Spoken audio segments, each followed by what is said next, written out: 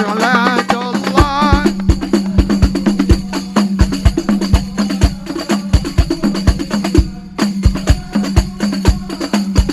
الله على ياسين حبيب الله إلهي سلي بالأمة من الآفات والنقمة ومن هم ومن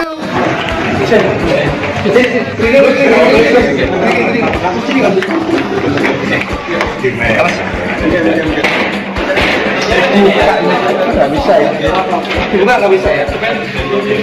Oh, oke. Gimana? Ya aman. Tapi yang tadi pakai mana? Iya. Pakai itu pun. Terus? Yang ruangan ini ada. Mana tuh? Itu gimana? Mungkin yang mana kita? Oh, gitu. Salah. Terus? Oh, iya. Alhamdulillah. Selamat ya. Oke. Niki ketuane ya. Niki kados kepane petale dhewe.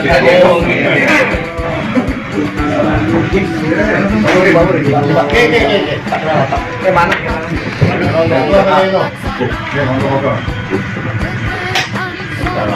Niki ketua yang bidangnya kita.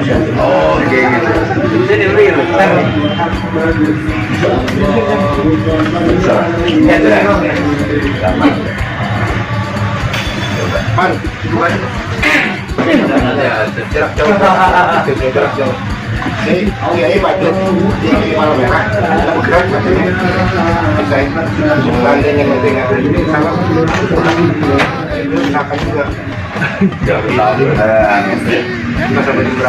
Beliau bukan dari rumah.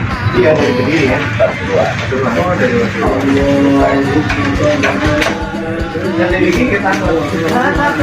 Tisu dia. Jam sakit itu saya nanya. Enggak masa gitu. Boten kan, aku mau kontak. Tang tiket, mau kontak. Tapi itu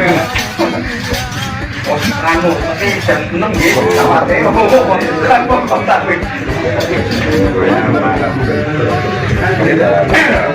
Oke, monggo.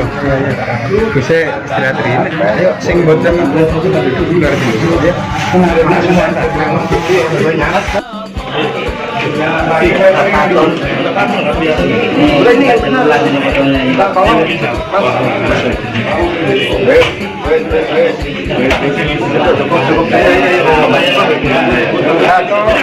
Ini lagi satu lagi. Maaf, Pak.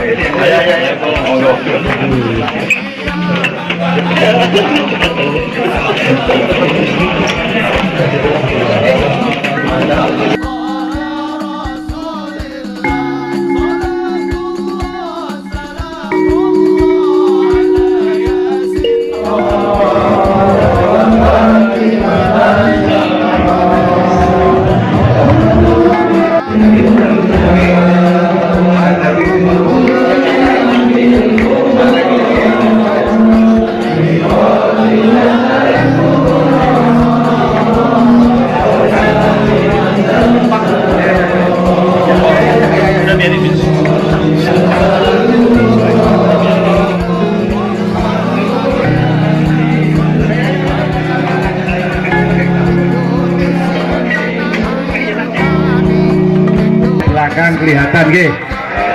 Yang sudah disetting mohon duduk yang bagian depan. Karena semua kita muhibbinya Gus Baha. Shallu ala Nabi Muhammad. Assalamualaikum warahmatullahi wabarakatuh. Bismillahirrahmanirrahim. Tabarakalladzi nazzalal furqana ala 'abdihi liyakuna lil 'alamina nadhira. Allahumma shalli wa sallim ala sayyidina Maulana Muhammad wa ala alihi wa sahbihi asma'in. Nama ba'du. Semua pengurus PBNU yang saya hormati, semua habaib, semua ulama yang saya hormati, wabil khusus Kiai Haji Abdul Manan, Ketua Lembaga Dakwah PBNU, yang meskipun mondoknya hanya 3 bulan ini sebetulnya problem, sehingga saya kesini ini sebetulnya tidak pernah merasa ibadah. Ini bukan dakwah, ini show dakwah. Jadi yang namanya dakwah itu ya orang-orang di kampung nggak bisa ngaji diajarin ngaji, seperti saya di Jogja, di Rembang. Kalau ini show dakwah, dan ini ada agak kesalahan karena mondoknya hanya 3 bulan. Jadi tidak bisa bedakan mana dakwah, mana show dakwah. Ini jelas show itu. Mungkin yang benar-benar dakwah yang sekarang sedang bikin masjid di pedalaman Kalimantan, pedalaman Sulawesi, atau saudara-saudara kita yang di Korea. Saya kemarin di Korea itu dakwah betul. Kalau ini agak-agak tontonan. Ya tapi masih bagus lah melihat wajahnya Habib ulama itu ibadah. Tapi begini ya, yang jelas saya berharap sekali saya diundang sekali ini saja, jangan diulang. Karena mencintai ulama itu baik, tapi ngatur ulama itu dosa. Ini jadi ini harus dicatat. Jadi Imam Malik itu kalau diundang tuh marah, meskipun yang undang tuh seorang raja zaman itu, Harun ar-Rasyid. Beliau minta supaya Imam Malik baca Muwatta di istana untuk anak-anaknya, padahal seorang presiden mau ngajari anak-anaknya. Imam Malik marah, masyhur gitu. Al ilmu yu'ta la ya'ti. Ilmu disowani, ora kok ilmu yang sowan. Di mana-mana timba itu ke sumur apa sumur yang ketimba? Timba ke sumur. Ini agak kecelakaan. Pakai air pump. air pump katanya. Sudah banyak air. Sehingga saya kata orang banyak itu di SK-kan PBNU, tapi itu tidak pernah saya pikir. Karena saya melakukan kebaikan itu sebelum dapat SK. Saya ngajar sebelum dapat SK, saya dakwah di mana-mana sebelum dapat apa? SK. SK saya langsung minallahi ta'ala, dari Allah Ta'ala. Jadi kalau PBNU niatnya ikrar bahwa orang yang sudah manfaat diangkat, itu saya terima. Tapi kalau merasa ngangkat saya, tak lawan di pengadilan. Karena saya sudah jadi kiai sebelum diangkat PBNU. Ya ini saksikan ya para muhibin saya. Jadi kalau SK itu ikrar, ngakui kalau Gus Bak manfaat, saya terima. Kan hanya ikrar saja, apa? Tapi kalau merasa ngangkat dari bawah ke atas, itu tak lawan sampai apa? Pengadilan, sampai di akhirat. Tersangkanya ya yang sedang jabat sekarang. Tapi saya yakin enggak, Kiai Miftahul Ahyar itu orang alim karena alumni Sidogiri dan menantunya Syekh Duki. Di antara gurunya itu pernah mbah mertua saya, karena istri saya orang Sidogiri. Beliau juga besanan sama keluarga Lasem, saya ini Durriyah Lasem. Pak Said Akil juga orang alim, mbah-mbahnya juga orang alim. Baru kemarin nyocokkan nasab sama saya. Buyut-buyutnya beliau itu adik buyut saya, pernah cocokkan sama saya. Gus, saya sama saya tua mana? Tua saya, buyut kamu adik buyut saya, kata saya gitu. Tapi saya tetap hormat sama beliau karena ya pernah sepuh umurnya setidaknya. Jadi saya ulang lagi, ngaji seperti ini itu sebetulnya lebih ke show, pertunjukan. Supaya pertunjukan ini tidak dosa, saya isi ngaji betulan. Tapi jangan diulang. Karena biasa ngaji rutin. Saya di Jogja tafsir Jalalain sudah juz 23. Pernah khatam hikam. Sekarang Nashihul Ibad separuh. Saya ngaji di Sidogiri Itkon, di Sarang Balaghatul Quran, di Hajen Lubul Usul, tapi sarahnya yang Thariqatul Husul, sarahnya Mbah Sahal Mahfud. Jadi baru di sini ngaji bersaing sama orang yang mondok berapa? 3 bulan. Ini masalah. Masalah. Nggak boleh mondok itu harus buat tulis zaman. Tapi ya tidak apa-apa, mungkin laduni ya. Jadi kalau mondok cepet itu kemungkinannya apa? Laduni. Begini, tapi saya tertarik apa yang dikatakan Kiai Haji Abdul Manan tadi, menyangkut kalimat tauhid. Saya ngaji di mana-mana bilang, kalau ngaji itu yang tahqiq itu detail. Detail itu bahasa Arabnya tahqiq. Jadi kita misalnya berpikir secara jernih, orang yang kafir 70 tahun itu pasti menjadi muslim karena melafadzkan la ilaha illallah, dan itu bi ijma'il ulama. Semua ulama mengatakan demikian. Saya ulang lagi, itu bi ijma'il ulama. Karena mansus di Quran ada ayat kulil ladzina kafaru iyantahu yughfar lahum ma qad salaf. Kalau orang yang kafir 70 tahun bisa dihilangkan kekafirannya hanya dengan kalimat la ilaha illallah Muhammadur Rasulullah. Berarti kalimat ini statusnya apa? Penghilang kekafiran, apa? Penghilang kekafiran. Lalu ada kelompok yang mengatakan gara-gara kalimat la ilaha illallah dan pegang patok nisan itu orang menjadi kafir. Ini kan jadi paradok. Lafat yang kita statuskan sebagai penghilang kekafiran dengan lafat yang sama orang menjadi kafir. Itu nggak ketemu nalar.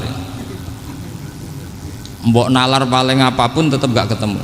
Kecuali tadi ya dalilnya pokoknya ngotot tadi. Itu memang kacau itu. Tapi alhamdulillah mereka insya Allah ya sadar. Kamu jangan bayangkan mereka tidak sadar terus, berarti kamu doanya jelek. Bisa saja mereka sudah ingin sadar, berhubung digojlok ini terus nggak jadi sadar. Jadi jangan-jangan salah kita karena sering gojlok sehingga yang mau sadar jadi tidak apa? Nggak sadar. Saya tadi jam 10 sampai setengah 2 masih ngajar di pondok saya ngajar tafsir masih di Rembang sana saya. Terus saya ke Semarang Delalah Muyassar, ya mungkin agak-agak keramat jadi tetap jam 3:4 saya bisa ketemu Habib Umar Hafid. Saya beberapa menit ya diskusi tentang manhaj beliau, dan kebetulan saya sering belajar kitab beliau sama alumni-alumni Darul Mustafa. Meskipun saya tidak pernah ke sana, tapi saya tahu betul madzhab beliau karena al arwah junudun apa? Mujannada. Begini, saya sering dingendikani Mbah Mun, politik tidak jelas itu bagian dari kejelasan. Ini yang perlu dicatat. Jadi politik tidak jelas itu bagian dari apa? Kejelasan. Misalnya begini, siapa yang mengira Khalid bin Walid yang sangat musuhi Rasulullah, dia panglima orang kafir ketika ngalahkan Rasulullah di perang Uhud, akhirnya Khalid bin Walid masuk apa? Islam. Begitu juga Wahsy, qatilu ahabbin nasi ila Rasulillah, pembunuh Sayyid Hamzah, akhirnya juga masuk Islam. Begitu juga Abu Sufyan, dia pemimpin besar kafir Mekah ketika perang Badar, ketika perang Khandaq, akhirnya juga Islam dan menjadi mertua Rasulullah Shallallahu Alaihi Wasallam. Dari fakta ini kemudian banyak ulama alim yang ngambil sikap itu ya coro Jawa itu anggang-anggang itu nggak tegas, tapi nggak tegas dari rumusan ilmu yang detail. Saya ulang lagi, nggak tegas tapi dari rumusan ilmu yang apa? Detail. Bisa saja orang yang sekarang kafir suatu saat mukmin atau muslim, bisa saja yang sekarang sedang fasik suatu saat soleh, bisa saja yang mondok 3 bulan rois PB NU. Sementara yang mondok lama kadang Kiai RT, tapi itu hanya hukum duniawi. Saya yakin yang Kiai RT ini PBNU di akhirat karena mondoknya lebih apa? Lama. Itu tak jamin. Saya juga berencana mimpin NU di akhirat saja, bukan di dunia. Makanya saya mohon SK itu berakhir muktamar mendatang, karena saya sudah kiai sebelum diangkat. Makanya saya ulang-ulang, kalau pengangkatan itu niatnya ikror saya terima, tapi kalau niatnya ngangkat tak gugat di pengadilan. Ini tidak guyon, ini betulan itu. Ya, tapi ini hanya guyon saja. Nah, ini penting saya utarakan teori ngaji ya. Ini saya bacakan naskah asli Sayyid Umar Hafid supaya Anda dapat barokah beliau. Karena beliau selain alim allamah, muridnya Habib Salim, juga beliau pernah ngaji kutub Sayyid Abdul Qadir Segaf di Jeddah. Juga beliau sering istifadah di beberapa kiai. Ini saya baca teks Arabnya kemudian saya terjemah. Bagi yang tidak setuju pemaknanya bisa gugat, karena saya baca Arabnya. Yang nggak setuju pemaknanya bisa gugat, tapi tak jamin kalah karena saya paham betul teksnya maknanya seperti itu. Logikanya tadi ya, ketika Rasulullah ngambil sikap tegas kepada qatilu Hamzah yaitu Wahsy, dan ketika Rasulullah ngambil sikap tegas pada orang-orang yang mengalahkan beliau di perang Uhud, kaifa yuflihu qaumun fa'alu bi anbiya'ihim hakadha, bagaimana mereka jadi orang benar atau orang yang dapat apa? Kebahagiaan kalau mereka perlakuannya seperti Nabi seperti ini, yaitu Nabi sujawajjuh masyhur wa kusirat ruba, yaitu Nabi itu wajahnya terluka, gigi serinya tanggal. Orang-orang seperti ini tuh nggak akan bejo kalau orang Jawa, nggak akan falah. Tapi apa yang terjadi? Allah menurunkan ayat laisa laka minal amri syai'un aw yatuba 'alaihim aw yu'adzibahum. Muhammad itu bukan wilayah kamu ngecap orang, menstigmasi orang itu tidak wilayah kamu.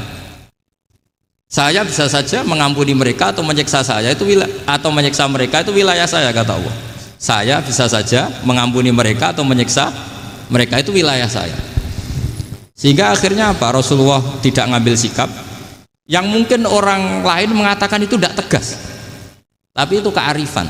Betul, akhirnya Wahsy malah masuk Islam. Khalid bin Walid panglimanya juga masuk Islam. Dan beberapa orang kafir juga masuk Islam, termasuk mimbenihim, ketuanya yaitu Abu Sufyan. Ini penting saya utarakan. Makanya ini saya baca pembenaran dari konstruksi pikiran tadi. Nah ini supaya khas. Ini khasnya orang mondok 10 tahun ini. Jadi ini tak baca ini. Nah, biar jelas ini nanti tagnya persis ya, tidak saya rubah. Ini di kitabnya Habib Umar Hafid, namanya itu Taujihun Nabi Limardoti Bari.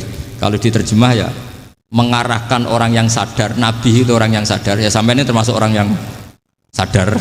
Limardoti Robbi, menuju mendapat ridho Tuhan atau Allah Subhanahu wa Ta'ala. Saya baca tagnya ini di halaman 179. Ini tidak ada yang saya rubah, tidak saya kurangi. Bismillahirrahmanirrahim.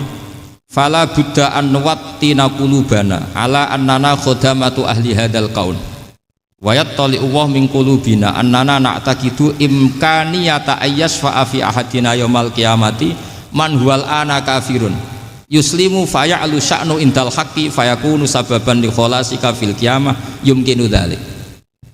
Jadi kita para dai, para kiai itu adalah khodamatu hadal kaun. Kita ini adalah pelayan alam raya ini yang selalu berharap alam ini akan lebih baik. Orang yang sekarang sedang kafir bisa saja nanti yang nyafaati kamu di akhirat, yaitu mereka masuk Islam lalu Islamnya lebih serius, akhirnya punya hak syafaat.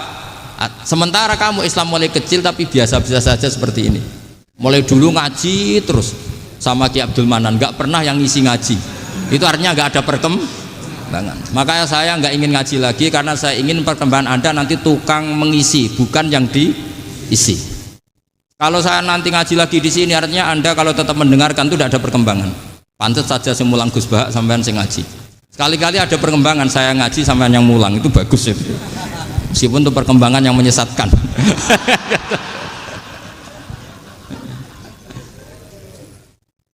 Ini penting saya utarakan. Ini dawuhnya Said Umar ya. Orang yang sekarang sedang kafir bisa saja orang ini nanti nyafaati kamu, yaitu beliau orang ini Islam, kemudian Islamnya serius, maka punya hak syafaat. Sementara kamu Islamnya biasa-biasa saja. Itu masyhur kayak Sayyidina Umar. Sayyidina Umar Islam di hari itu langsung makomnya makom yang a'la, sehingga mengalahkan yang sudah Islam lebih lama. Karena Islamnya Umar itu menjadi izzatul Islam betul. Makanya jangan benci orang tegas teman-teman, kadang ya ada baiknya. Abu Bakar itu sudah Islam tapi layinal janib, orangnya santun. Kalau dipisoi orang yang menengahi lah, kira-kira seperti itu. Begitu juga Bilal, Ammar, Suhaib. Singkat cerita, Rasulullah itu sering dibully ya, sering disiksa orang-orang kafir. Rasulullah berharap, wah kalau yang Islam gini terus repot. Melihat Umar ini petarung di pasar Uka, dia dapat uang itu kalau tarung, menangan. Kata Rasulullah, kalau ini yang Islam ya bagus. Beliau berdoa, Allahumma aizal Islam bi Umar. Itu kira-kira 2 hari dari doa beliau, Umar masuk Islam. Itu pertama masuk Islam itu orang-orang kafir diparani. Kalau kamu ganggu Rasulullah Muhammad tak bunuh. Semenjak itu orang kafir yang gentenan sembunyi. Sehingga kata para mereka yang Islam selalu jaya mut aslama Umar, ketika Umar masuk Islam. Itu dalam satu hari Islam itu Rasulullah sudah ngendikan Umar yang Islam sehari ini imannya kalau ditimbang separuh ahli dunia masih unggul sama Islamnya Umar. Nah bisa saja seperti itu. Jadi saya minta sama teman-teman yang mencintai ilmu, tidak tegas itu bagian dari ketegasan dalam ilmiah, karena kita ini tidak mengendalikan dunia, tidak mengendalikan hidayat, hanya Allah piyambak yang ngasih hidayat. Maka sikap kita laisalaka minal amri syai'un au yatuba alaihim au yu'adzibahum. Rasulullah yang ahabbul khalqi ilallah saja tidak boleh tegas karena semuanya potensi itu ada. Cuma kita tegas dalam kebenaran saja, tapi nggak perlu tegas dalam mengawal kebenaran. Kenapa demikian? Karena Islam ini agama yang akan dijaga Allah ila yaumil. Yang jaga Islam bukan PBNU, bukan PP Muhammadiyah, bukan kiai. Yang menjaga Islam namun Allah Subhanahu wa taala. Makanya Sayyidina Umar itu kalau disuruh mikir Islam itu nggak mau betul. Masyhur itu dalam tarikh-tarikh. Umar mimpin itu sukses, banyak futuhat.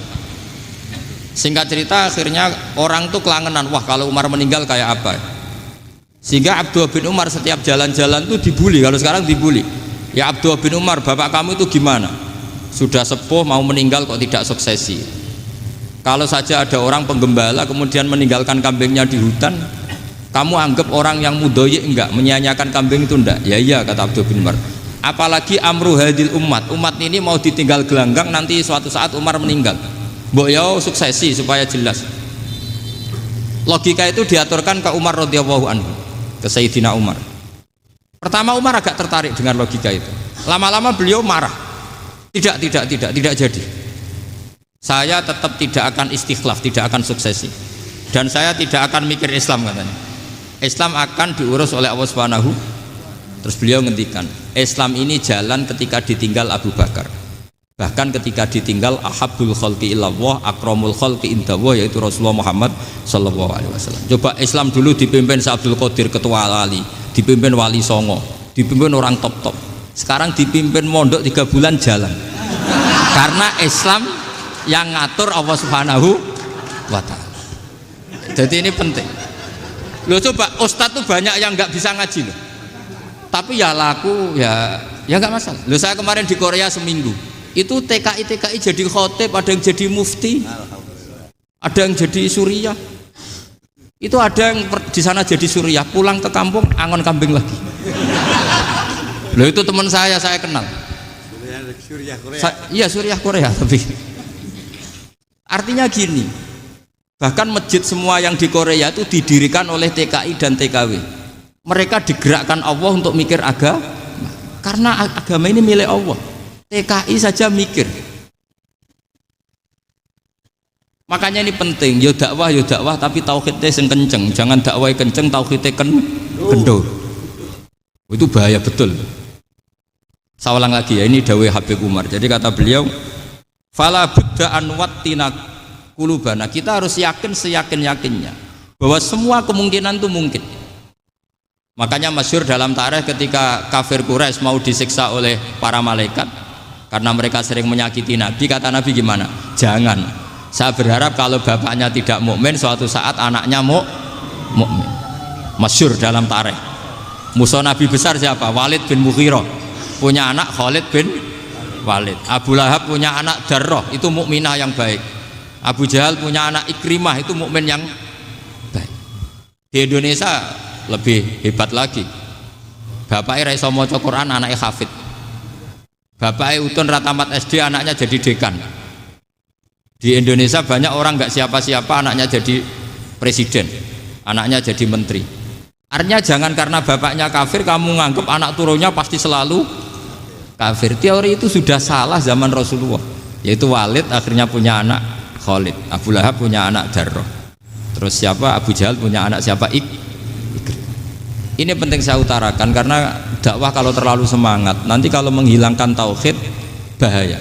Tetap innal huda. Uni Soviet kayak apa? Mengkooptasi negara-negara sekelilingnya sampai jadi Zuni. Tapi apa yang terjadi? Uni Soviet yang runtuh, persemakmurannya semua rata-rata jadi negara apa? Islam, kayak Uzbek, kayak Ceknya, kayak apa-apa. Karena agama ini diurus Allah. Sehingga kalau tapi kamu ngitmai agama nggak apa-apa. Makanya istilahnya Habib Umar khodamah itu pelayan, nggak apa-apa. Kita ngitmai agama itu nggak apa-apa. Dengan ngitmai terus mikir nggak apa-apa. Tapi jangan mikir yang merasa kalau kita mati, wah nanti agama ini kukut karena saya mati. Kamu itu siapa? Agama Islam ini tidak pernah dipasrahkan kamu. Diurus oleh Allah Subhanahu wa taala sendiri. Sehingga ketika Wali Songo meninggal, agama ini tambah kuat sampai sekarang. Kecil saya itu kalau pengajian susahnya bukan main, harus izin sana sini. Sekarang setiap pengajian polseknya datang, polresnya datang, nggak ada intel, nggak ada apa. Padahal kiai dulu sama kiai sekarang itu kira-kira alim mana? Alim kiai dulu. Mbah Hasyim Asy'ari itu ngarang kitab sampai dibaca di Yaman. Saya sering baca juga kitab beliau, Risalatu Ahli Sunnah wal Jamaah. Kiai sekarang mau terjemah aja kadang salah memahami. Tapi ya Islam tetap jalan karena Islam ini dikawal, dijaga oleh Allah Subhanahu wa Ta'ala. Maka kalau dalam cerita tarikh sirahnya Ibnu Ishaq itu tauhid itu penting. Beliau cerita begini, Abdullah, Sayyid Abdullah itu namanya Abdullah bin Abdul Muthalib. Kita tahu kenangannya Rasulullah terbanyak itu bukan dengan Sayyid Abdullah tapi dengan Sayyid Abdul Muthalib, dengan mbahnya. Karena Nabi itu mulai kecil dirawat oleh siapa? Mbahnya. Yaitu yang disebut Nabi ketika 2 bulan kan abahnya sudah meninggal. Ya saya baca ya, pakai bahasa Arab biar jadi bid'ah. Nanti kalau bahasa Indonesia ada bid'ah. Tidak betul. Diba atau berjanji sebenarnya itu kitab sejarah, berhubung dibaca bahasa Arab terus kayak mantra. Terus yang belakang mau nyenggai soleh aleh, sehingga kubu sebelah bilang tuh khurafat dan bid'ah. Coba diterjemah ini, coba nanti saya baca bahasa Arab. Walamma tamma min hamli syahroni ala masyuril aqwalil marwiyatu fiya bil madinati abuhu Abdullah wa kana qad istaza bi akhwalihi bani adi minat taifatin najariyah wa makatha syahron saqiman yu'anu nasukmahu wasyakwa. Terus di pojok sana bilang soleh aleh, pasti kubu sebelah yang liwat, wah itu khurafat bid'ah karena dianggap mantra. Padahal artinya coba sampean baca bahasa Indonesia, ketika hamil Rasulullah umur 2 bulan, abahnya meninggal di kota Abwa. Kota Abwa adalah kota keluarga besar ibunya Sayyid Abdullah. Kebetulan pas ke sana beliau sakit sampai 1 bulan dirawat. Bid'ahnya di mana kalau diterjemah? Wong itu kitab tarikh. Makanya saya nggak tahu yang membidah-bidahkan tiba itu karena tadi. Tapi sampean juga ikut salah karena nyenggai sholawatan tok itu. Jadi makanya saya bilang tadi kalau bahasa Arab bid'ah, kalau sudah terjemah tidak bid'ah karena kelihatan kalau itu hanya kitab tarikh. Loh, coba bid'ahnya di mana? Wa ba'du fa'aqulu wa Muhammad bin Abdullah bin Abdul Muthalib bin Hasyim. Itu kalau diterjemahkan, kamu harus tahu siapa nama Muhammad. Muhammad punya abah siapa? Rasulullah Muhammad Abdullah. Punya abah siapa? Abdul Mut. Punya abah siapa? Hasyim. Coba baca gitu di kubu sebelah. Oh iya gitu. Berhubung baca bahasa Arab. Wa ba'du fa'aqulu wa Muhammad bin Abdullah bin Abdul Muthalib bin Hasyim. Jadi itu hanya salah baca saja. Maksudnya salah yang ngukumi, bukan salah yang baca, salah yang apa? Ngukumi. Sayyid Abdullah ini orang yang tauhidnya sangat kuat. Sayyid Abdul Muthalib lebih kuat lagi. Saya cerita sedikit betapa pentingnya tauhid. Ketika pasukan Abraha bawa pasukan gajah mau menyerang apa? Ka'bah. Itu sebelum menyerang itu semua aset-aset milik orang kafir Quraisy, milik orang Quraisy lah. Itu ditawan, diambil, termasuk milik Sayyid Abdul Muthalib, milik Abdul Muthalib. Terus ketika mau masuk Ka'bah, mau masuk Mekah, kata Abraha, man sayyidu hadal wadi, siapa yang kamu tuakan, yang kamu pertuan di sini? Oh, Abdul Muthalib. Abdul Muthalib itu dipanggil, itu auranya luar biasa. Abraha yang di tempat perkemahannya itu harus duduk di atas karena dia raja, itu duduk di atas gak berani, saking wibawanya Abdul Muthalib, ini mbahnya Rasulullah. Akhirnya Abraha bilang gini, saya duduk di bawah tidak mungkin karena saya raja, kamu duduk jejer saya tidak mungkin karena nanti umat saya kecewa karena raja kok disaingin gitu. Ya sudah, santai berdiri-diri kita ngomong. Akhirnya Sayyid Abdul Muthalib tadi diomongin gini, saya itu tidak ingin merusak orang-orang Mekah, orang-orang Quraisy.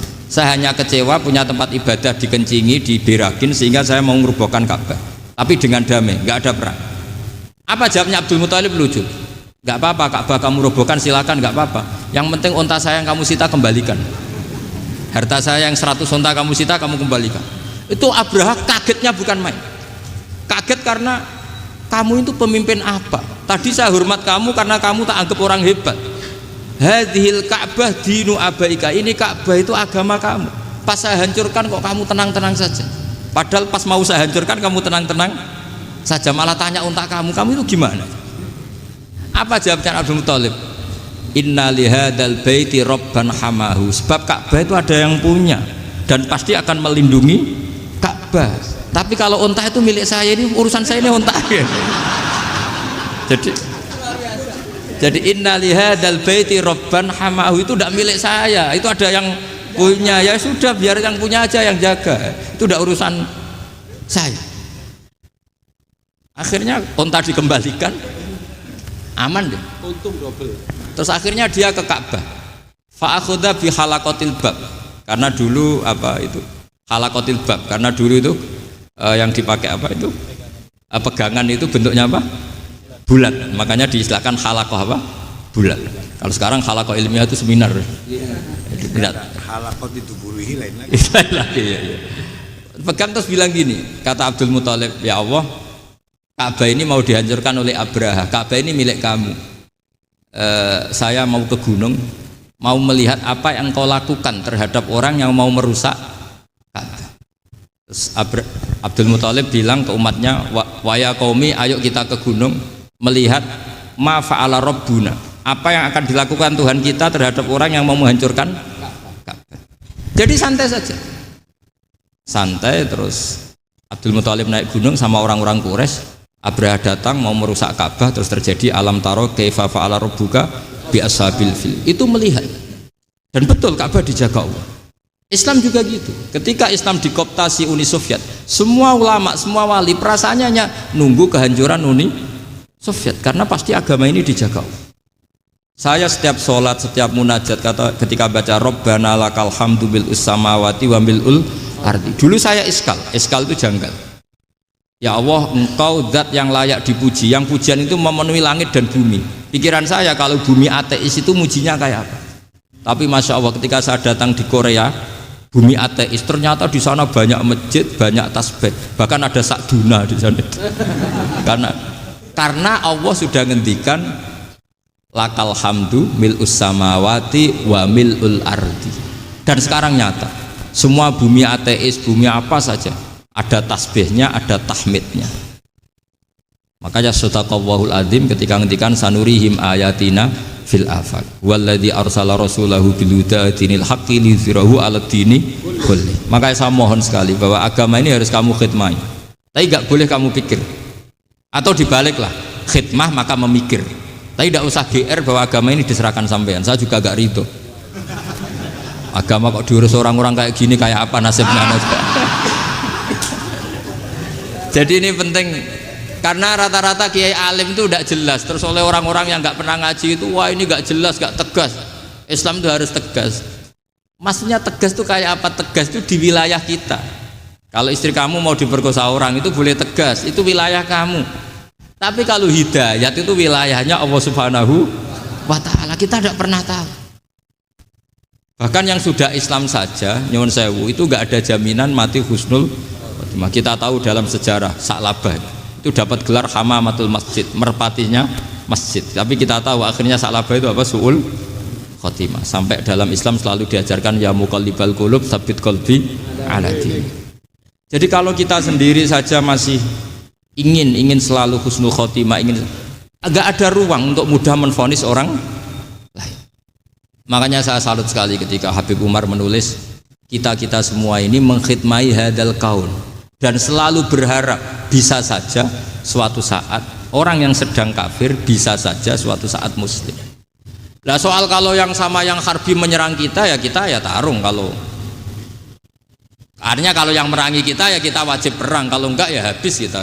Seperti kita lakukan ketika diserang Belanda. Tapi ketika mereka musta'man, dhimmi, mu'ahad, orang-orang kafir yang mau berdamai dengan kita ya kita damai. Sebagaimana yang dilakukan Rasulullah SAW ketika berdamai dengan kafir Quraisy yang dipimpin Suhail bin Amr. Masyhur itu dalam tarikh. Singkat cerita kan Sayyidina Ali ini pernah konflik sama orang Khawarij. Kata Sayyidina Ali, ya sudahlah, namanya kita musuhan, kita tidak usah ketemu, pakai mediator, kata Sayyidina Ali. Kata orang Khawarij, ini apa-apaan kok butuh mediator? Nggak ada Qur'annya, nggak ada hadisnya. Kira-kira kalau Pak Sayyidina Ali orang Jawa, nggak ada apa nggak tahu. Walhasil Sayyidina Ali akhirnya baca ayat Wa in khiftum shiqaqa bainihima fab'atsu hakaman min ahli wa hakaman min ahliya. Jika suami istri tengah konflik, maka yang keluarga suami kirim mediator, yang keluarga perempuan juga kirim. Terus kata Sayyidina Ali, wa amru ummati Muhammad a'dhamu min amri rajulin wa imra'atin. Kalau suami istri saja ketika konflik butuh mediator, apalagi ini kelompok besar pasti lebih butuh mediator. Akhirnya lalu mediatornya siapa? Kata Sayyidina Ali, ya siapa saja yang penting baik. Ditunjuk seseorang, diprotes sama orang Khawarij, ini orang nggak kredibel. Oh, terus Sayyidina Ali marah-marah. Rasulullah itu pernah berdamai dengan orang, bahkan orang itu kafir, yaitu Sulhul Hudaybiyah. Nabi itu berdamai dengan orang yang bernama Suhail bin Amr, ketika itu kafir. Makanya ini menunjukkan bahwa musolahah ma'al kufar itu boleh demi kelangsungan bernegara, berbangsa. Kamu tidak usah meragukan reputasi NU. Ketika dulu kafirnya kafir harbi zaman Belanda, ya Mbah Hasim fatwa apa? Jihad. Jadi jangan kira tidak tegas, kita tegas sekali. Justru kita yang punya masa lalu tegas. Tapi kepada siapa dan dalam konteks apa? Paham ya? Terus ini penting sekali untuk dijernihkan. Ini saya baca berikutnya nanti, tidak supaya tahqiq. Saya syukur sekali, saya tadi sekaligus minta ijazah sama Habib Umar, dan memang saya ngaji ini lama sama teman-teman alumni Yaman, cuma belum pernah ketemu mu'alifnya. Tadi saya ketemu minta ijazah itu, dan beliau senang sekali, bahkan sempat bikin tulisan di kitab saya ini. Sama tidak perlu baca, karena kalau bisa ya biasa, kalau tidak bisa malu ya sudah, tidak usah baca sudah. Terus ini kata beliau, ini masih saya teruskan. Nahnu min hadhil intilaqah naktasibu thabatana wa quwwata yaqinina wa illa fa fil ardi mu'aridun wa muntaqidun wa mukhalifun min akhyarin wa asyrarin sholihin wa fasikin muslimin wa kuffar. Kalau kamu punya satu metode ilmiah, metode dakwah, kamu harus siap, karena pasti ada yang menentang. Yang menentang itu ya mulai orang soleh, tidak soleh, orang macam-macam. Jadi kalau sudah punya manhaj, memang dari awal harus siap apa? Ditentang. Jadi misalnya PBNU punya kebijakan apa, ya sudah siap saja dibully. Itu pasti itu, karena nggak ada manusia semua suka, semua benci. Kata beliau, anta in kunta fi syakkin min hadzal maslak wal manhaj fattabi man syi'ta wasaha angka ghaniyah wa in kunta ala yaqinin annahu al huda wa mirasun nubuwah wa annahu haqiqatu tarjamatil ahdi ma'rab fala tata'atsar min kalami ahadin yakunu mangkana.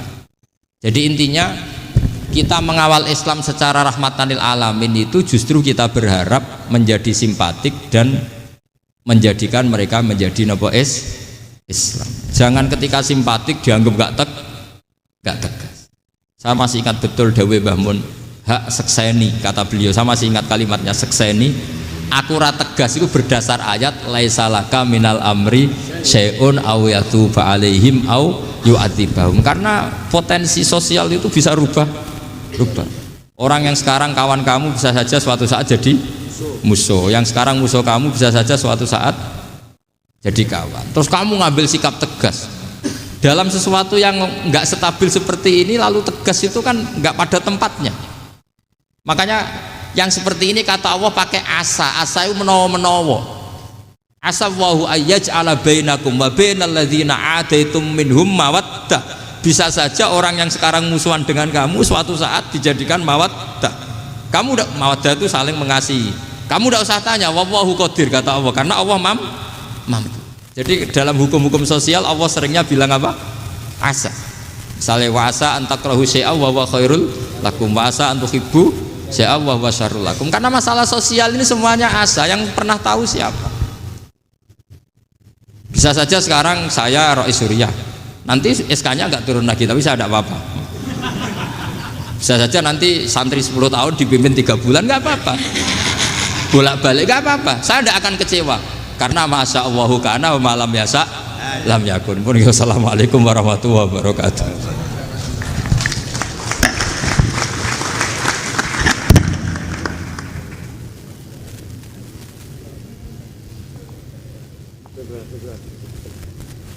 Ma'asyiral muslimin rahimakumullah.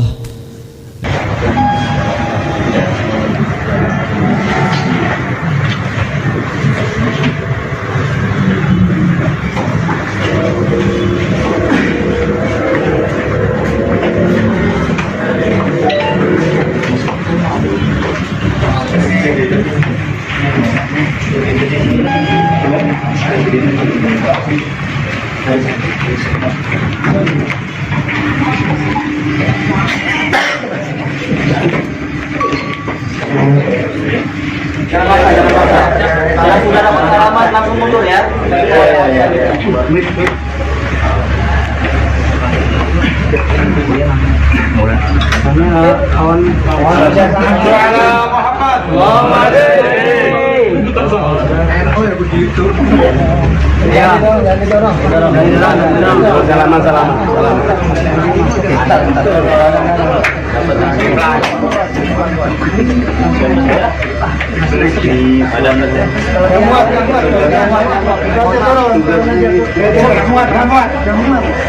Lewat tangga.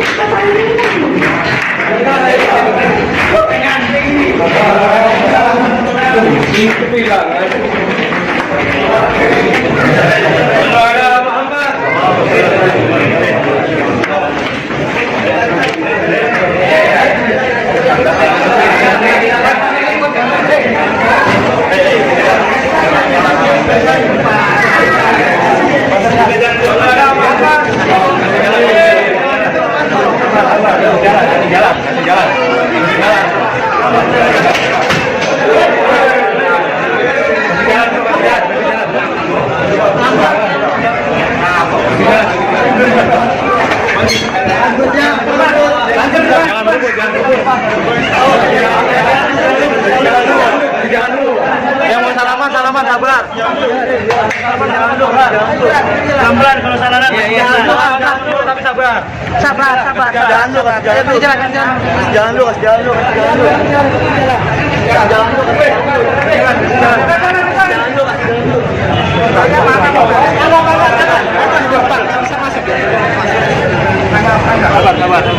Buka aja, buka. Mundur. Yang gampang aja. Jangan